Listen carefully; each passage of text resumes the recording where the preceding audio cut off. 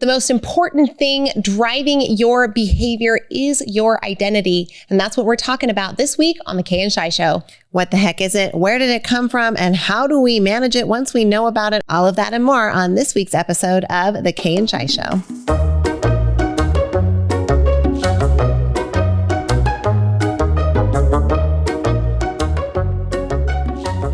Get your IDs ready because this week we're talking all about identity. Not identity theft or anything like that. But what is the purpose of identity and our understanding around it? Turns out identity and the idea of it is pretty complex. So I'm glad we have a full week to hash it out. So let's give a drum roll, please, for this week's definition. It's not a Kay Shi Show episode without a definition to start us off. Come on now. We're teachers. We are teachers at heart and in practice. The definition we are using today is actually the second listed definition. If you Google the definition of identity, it is the characteristics determining who or what a person or thing is.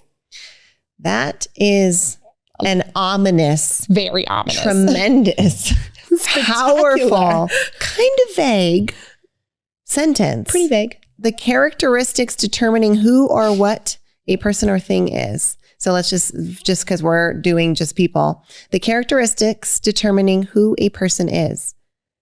Okay, the characteristics that determine who you are, that's just, it continues to be vague. But as we think about that and we think about reflecting on last week's topic of habits, those characteristics then end up being those demonstrated behaviors, those identifying behaviors and patterns of being that get attached to a person. Now, a characteristic, the definition is a feature or quality belonging to a person that then serves to identify it. So these are your features, your qualities, the parts of you that create who you are, your identity. The way that you handle issues gets influenced by your identity. The way that you love your partners or your family gets shaped by your identity. The way that you trust others or don't trust others gets shaped by your identity. Because this is the thing that the culmination of characteristics that makes you who you are. And this culmination of characteristics then influences every decision that you make and influences the way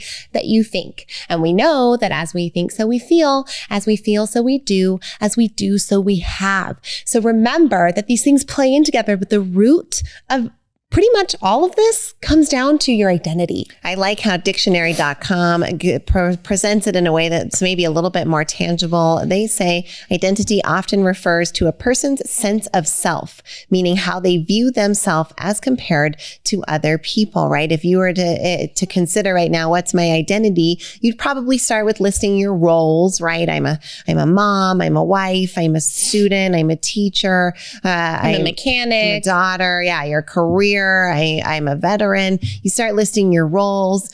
Your likes. I'm a reader. I'm a runner.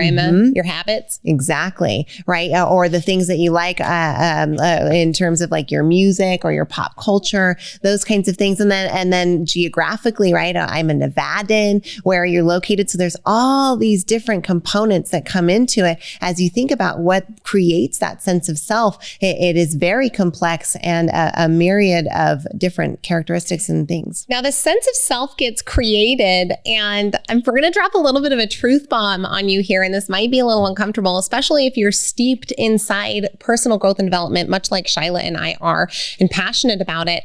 Now, here's the truth bomb for you. The identity that right now, those characteristics that are working, that are in play in your life, that influence how you think, that influence how you feel, that influence what you do, that influence what you have, those characteristics were not set in place by you.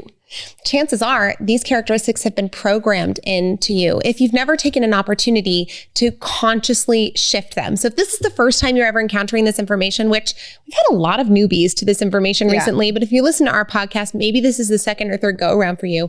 But if this is the very first time ever, this realization is absolutely fascinating. And Shai, we get to watch hundreds of students every year go through the shattering of this realization in your sociology class. Well, in Sociology 101, you get presented each week with a new topic that demonstrates to you a different aspect of society, of how we behave as a species and when we group together in societies. And a lot of what happens is patterns begin to emerge, and then we build institutions around those patterns and needs, and that institutions like religion, like education, like healthcare systems, like governments, like your family, right? Like the institution of family for sure. And now those patterns then are being played out in all of those institutional levels. And then as a little baby is born, they get programmed by all of those patterns and institutions that are around them, right? That's just, it's your environment. It's your experience. It's not like some evil mastermind plan. This is just how our species works. And so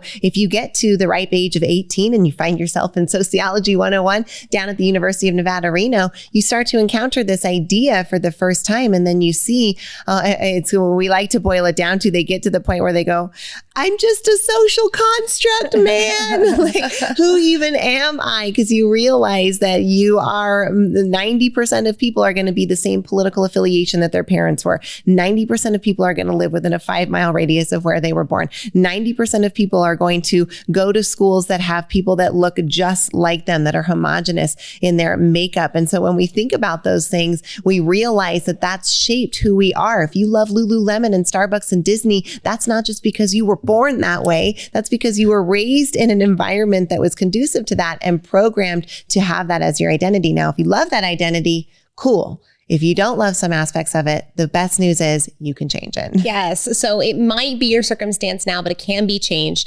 And the power of identity, once it's understood, is really interesting, because if your brain is a big, beautiful supercomputer, identity is like the software that gets programmed in it so that it can then go forward and run and do everything else in your life. And so if you have negative habits or negative tendencies, we talked about habits last week, this is your opportunity to say, where inside my identity is this habit taking place? And is an identity shift needed? And maybe where did this identity come from in the first place? Is this an identity or a characteristic that I have by choice? Or is this a characteristic that I want to unlearn in favor of something more constructive for my life? Once we be able to examine this, we really can take that power back. And that's, I think, something that gets me so fired up and excited about being able to teach students this. And if you're a student too, and we're students as we listen to the topics as well, but thinking about this so that we can construct that identity to be who we want to be, so that those characteristics are reflective of what we've chosen for ourselves, not what we're defaulting to based on societal programming or the experiences that you've had that maybe you don't necessarily love. Now, I love what we get to bring forward next, because this is going to get your wheels turning as we think about identity. Identity is really anything that you would put after the phrase, I am. I am a painter. I am a mom, right? We kind of talked about that earlier. It encompasses all of these different things. But think about how many things you can put after the statement, I am. You can put behaviors after that, right? I am a procrastinator. I am a runner. I am a drinker, right? All of these things are behaviors that you can put after I am that are indicating of what you believe your identity to be. You know, the converse there is also true, that when you're searching for what is your identity, that I am is just as important as I am not. I am not an angry person. I am not a drinker. I am not a runner. We saw a post once that was about Thanksgiving. They said your family's either the people who drink all night on Wednesday and wake up hungover on Thursday for Thanksgiving, or your family's the one out doing the 5K. And we looked at each other and we said, we want our identity of a family to be the family that's doing the 5K. And this year on Thanksgiving, we didn't do a 5K, but we did do a 2-mile hike in the beautiful redwood forest. Oh, we so enjoyed it. That is such a great dimension to bring forward. Anything that you would identify that you are are not. I am not a gambler. I am not a Hawaiian, right? There's all kinds of things that you identify as I am not. Another one is emotions, right? There's lots of us who say, oh, I'm an anxious person, or I'm a bubbly person, or I'm a determined person. I'm a serious person. We heard a student yesterday in class say, I'm a reclusive person, right? So there are certain emotions that we identify with. For example, on that, Shai, I am a very bubbly and very energetic person. And I've never been the type of person who's identified as an anxious person.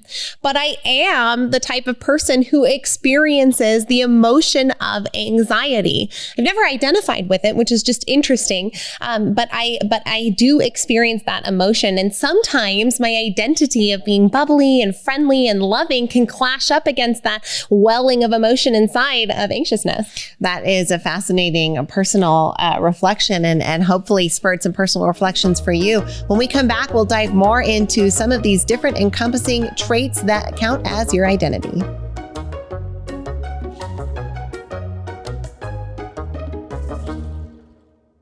Do you find yourself losing control of your scroll on social media? If you do, then you want to stay tuned to join the Simply Social Club with Kay and I. We've got an awesome challenge for you where you have the opportunity to detox from social media for 48 hours, 7 days, 14, or even 31 days right along Shyla and I. So go to kayandshai.com/simplysocial and find out a little bit more, and hopefully you'll take a pledge alongside us. We'll see you in 2023. See you in the club. One of our proudest business accomplishments is what we've been able to do with Squeeze In franchising. The Squeeze In is a breakfast lunch restaurant featuring the best omelets on the planet, and it's been around for almost 50 years. And now you can have a Squeeze In your community. We've seen how this business transformed our families, and now we are so excited to offer this to families around the country to see how this little restaurant might change their family and their community. If you're wondering how to set up your adult children for legacy and success through a small business, then the Squeeze In is an option we urge you to consider. Come find out more about Squeeze In franchising at squeezein.com. You're enjoying this episode on Angel Phoenix Productions Podcast Network. To explore a complete lineup of quality programs and media production services, head on over to angelphoenix.com or like our Facebook page at facebook.com/Angel Phoenix Productions.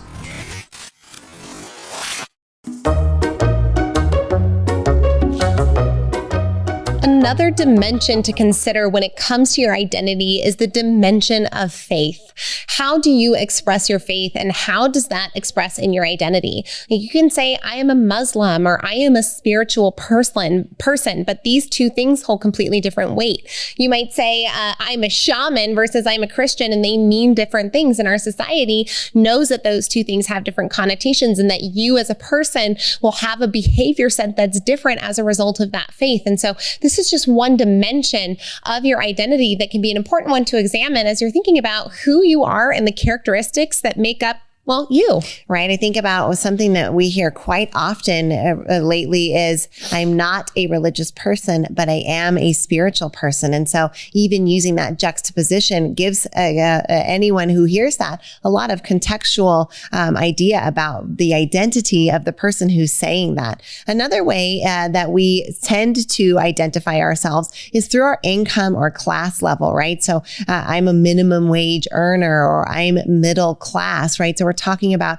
income. It's just one of those ways, whether we're vocalizing it or not, that as we take inventory of our identity, what would you put in terms of income after the statement, I'm a? Well, what's really interesting about this income piece is that it absolutely can get influenced in a big way by that institution of family. The way that you saw your parents handle money, the way that money was discussed growing up or dealt with in your environment or amongst people around you, gives you a completely different view of your identity set in relation to income and money. And if your identity is so deep that it drives your behavior, if you have an identity as a minimum wage earner, you now have to work against the habit structures that are already in place, reinforcing this identity piece for you, and build new habits in the identity space of being a person of wealth. But you understand how deeply this goes, right? This is something that if you are feeling a lack of abundance in your life, chances are this could be something to dig into. It might be an identity issue. Oh, I think that was really powerful. And thinking about that, as you said, I'm a bubbly person and I experience the emotions of anxiousness, means that that's not something that you're maybe internally fixated on, that you're going to attach identity to, because you're not putting the I am statement in front of it. So when you come to the question of income, the fact might still be that you earn minimum wage. But if you fill out the sentence, I'm a minimum wage earner, that is an alarm bell for you internally that that's part of your identity, and that there is something, as Kay said, to dig in a little bit deeper so that you can examine that and fix it so that you can allow the abundance to unleash more fully. But let's get back to these different dimensions of identity because they're fascinating. Think about how you identify in terms of your physical appearance. When you think about your physical appearance, what comes after I am? Oh, well, I saw a video recently that was very, very interesting that talked about social favor when it came to hair color hierarchy, and that the way that somebody's hair is dyed or the color of their hair can actually influence whether they're treated more favorably by other people. Now, the rankings go blonde, brunette, redhead, black hair. But blondes have an even separated level within blondes between those who are naturally blonde and those who have to dye their hair to get that blonde.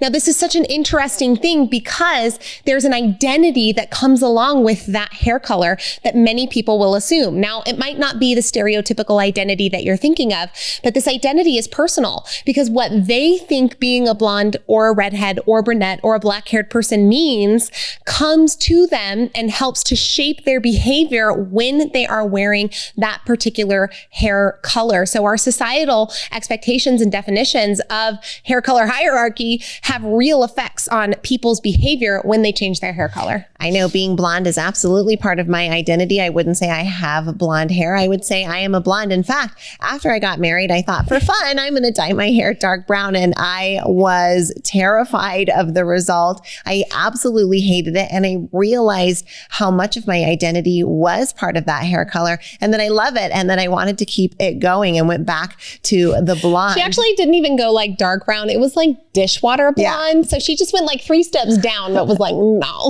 no way, right?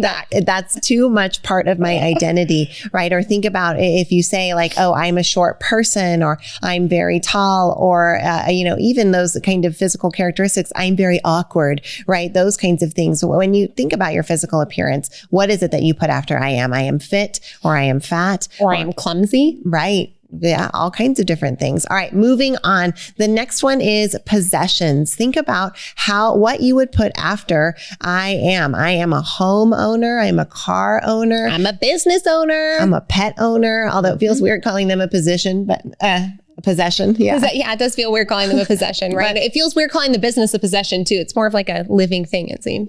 Yeah. A dependent. But we can't claim it on our taxes like that.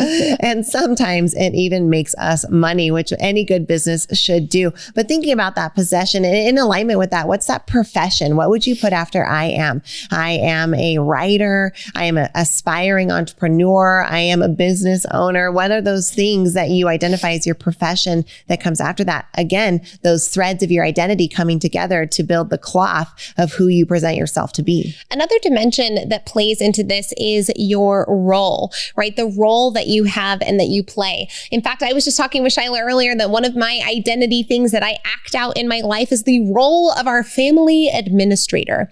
I don't know where along the lines, honestly, probably this happened in our family's house because our mom was the administrator. She handled all of the paperwork.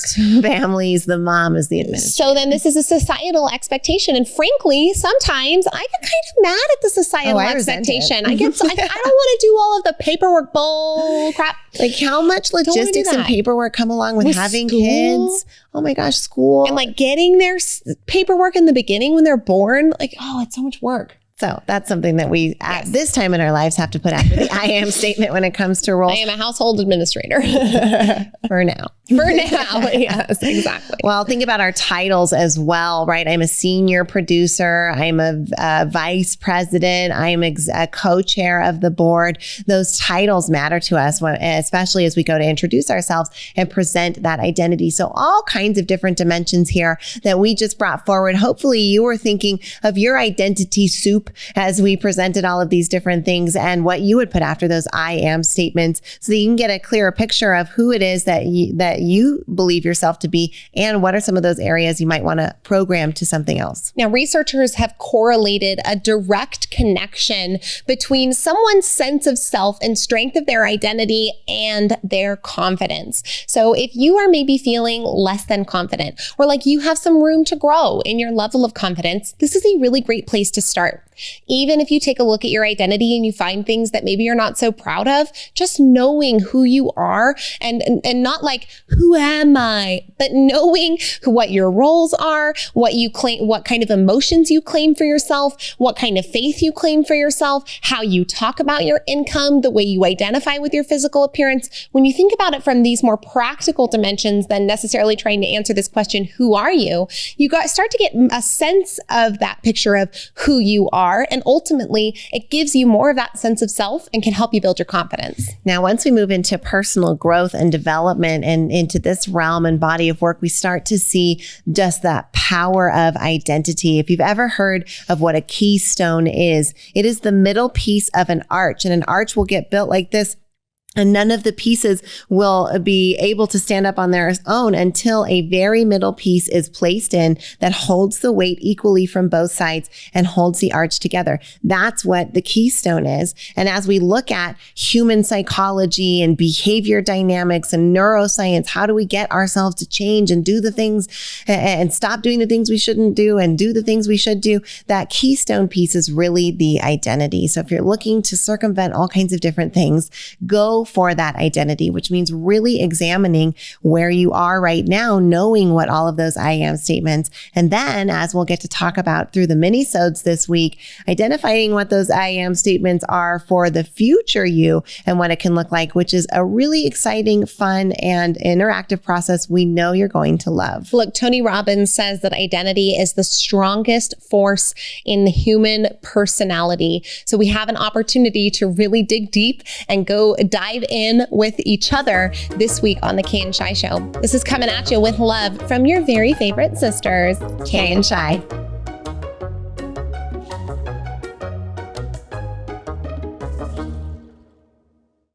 This podcast was a production of Angel Phoenix Productions. Explore more episodes of this show or other great shows on the Angel Phoenix Podcast Network by visiting angelphoenix.com. The views expressed in this show do not necessarily represent those of Angel Phoenix Productions or its advertisers and may contain language that's unsuitable for younger listeners.